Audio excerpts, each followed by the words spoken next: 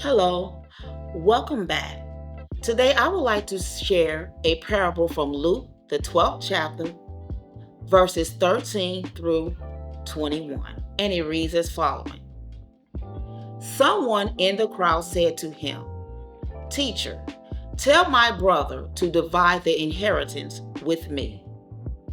Jesus replied, Man, who appointed me a judge or an arbiter between you?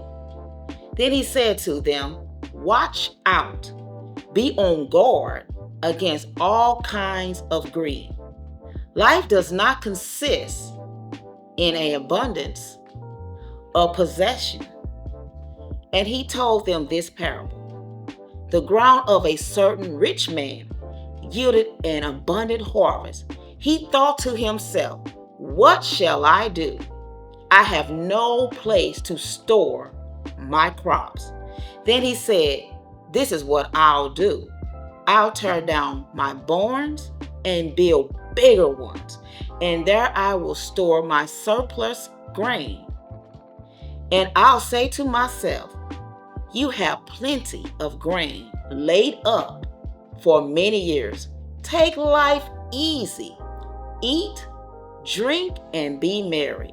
But God said to him, You fool, this very night your life will be demanded from you. Then who will get what you have prepared for yourself? This is how it will be with whoever stores up things for themselves, but is not rich toward God. This parable gives great insight into the danger of being covenant and the importance of our relationship with God in regards to our possessions. In this passage, Jesus was teaching a crowd, and this man interrupts, asking Jesus to intervene in a dispute over an inheritance. But instead of getting involved, Jesus uses this as an opportunity to deliver a warning about the danger of covetousness. Jesus tells a story of a rich man whose land produces a bountiful harvest.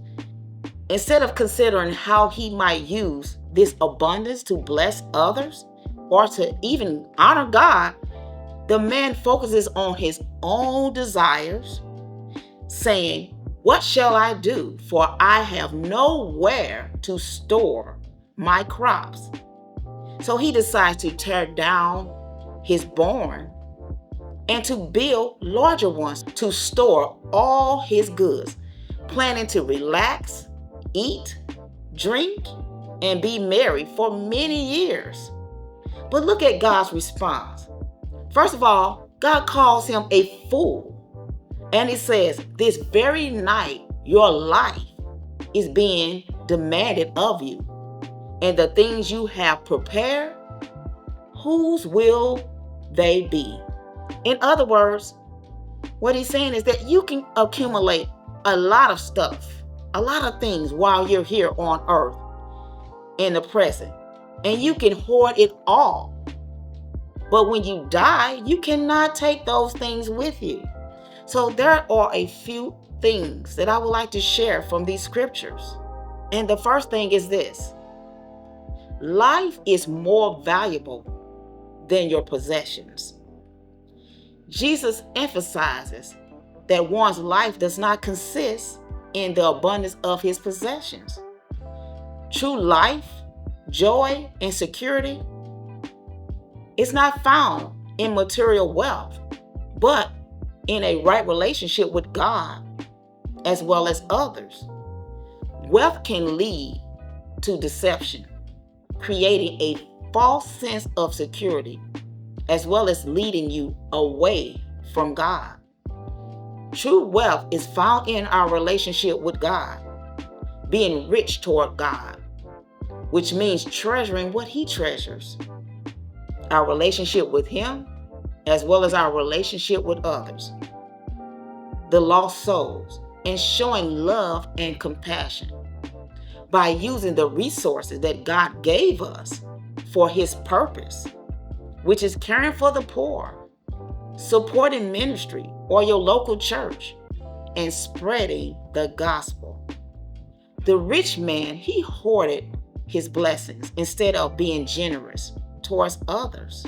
Generosity, it cultivates a thankful heart and invests in things that truly lasts, which is God's kingdom. Life is uncertain. The rich man foolishly assumes that he has so much time ahead. But life being fragile and unpredictable, we see that that wasn't true. So this is a reminder to live in the present with gratitude and to make choices that reflect faith as well as purpose. We are to be good stewards.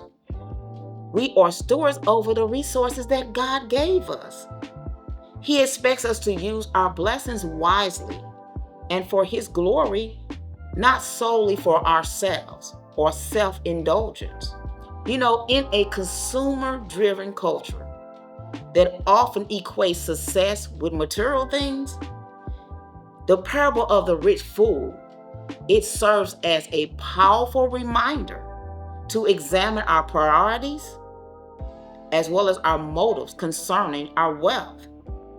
So I would like to just leave you with this thought. Think about this. People who are satisfied only with things that money can buy are at risk of losing things that money cannot buy. This is all that I have for you today, and I pray that this video has encouraged you. Please do not forget to hit that like button, share, and comment below. I'll talk to you soon. Thanks for watching. Bye.